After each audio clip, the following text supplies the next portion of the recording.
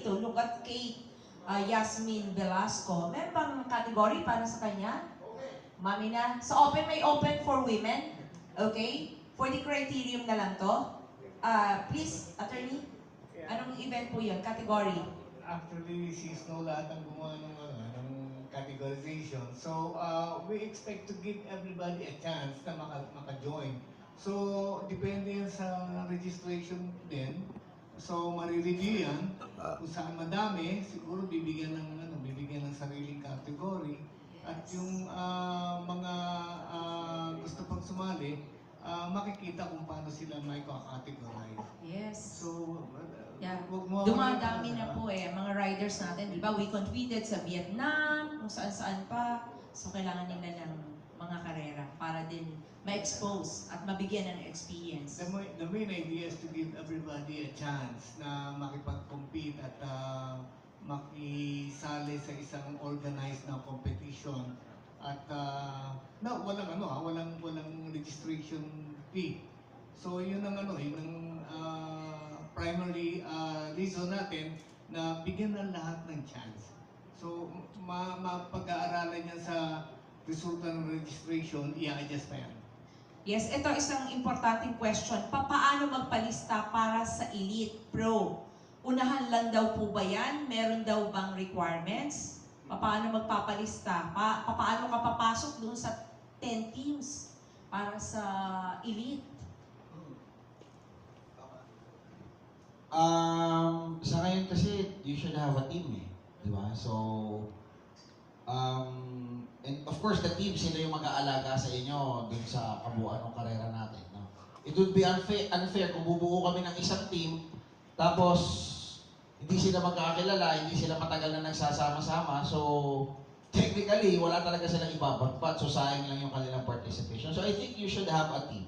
And maganda rin yung ginagawa natin ngayon, hindi namin binubuhat yung sarili namin. Kasi we're opening up races para dun sa mga amateurs. Kasi yung mga teams na nasa karera, magkakaroon, ganun yung ginagawa ng Go for Gold kaya, alam niyo yung si Mr. Jeremy Go, parang si Ramon Ang yan. Si Ramon Ang ang ginagawa, nagpapakarsyo. Di ba, mahilig sa kotse si Ramon Ang, yung mga vintage. So magpapakarsyo po siya. Pag may nakita siya maganda, bibili niya. Si Mr. Jeremy, ganun ang ginagawa. Nagpapakriterium siya. Pag may nakita siya magaling, kukunin niya. Di ba? So, yan naman yung style. Ibig sabihin yung mga established teams na lang ngayon kaagad na makakasali dito. Paano kung may LGU, gusto nilang bumuo ng team? Attorney.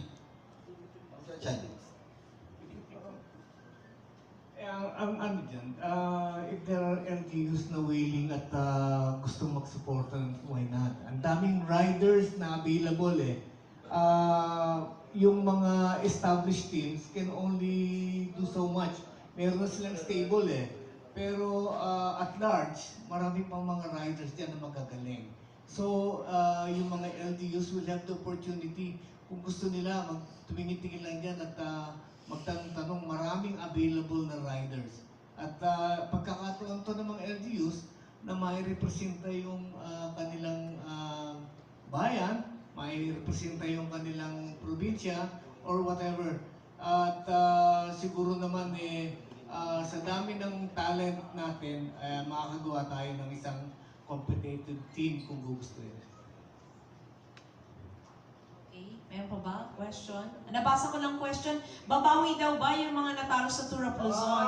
Katulad ng Exodus Army. Yung para sa team competition Siyempre, D. Reyna, Excellent Noodles, Navy's Standard Insurance Philippines. Diba? Babawi. Babawi daw, pero mahina yung sagot. Babawi sila. Okay, questions from the floor? Meron pa ba? Okay. Siguro mga parting shots na lang. Yes. Ako isa lang, si Boss Jeremy, invitation and what to expect sa Go for Gold Race Series 5. Nakakalima na po si Boss Jeremy Parang ayaw mo ba, Bibi, patawagin si Boss Jeremy? Patayuin ko para makita. Palakpakan naman natin Boss Jeremy ko. Yes, sir. Thank you, Snow. Thank you, everyone. So, yeah, we'd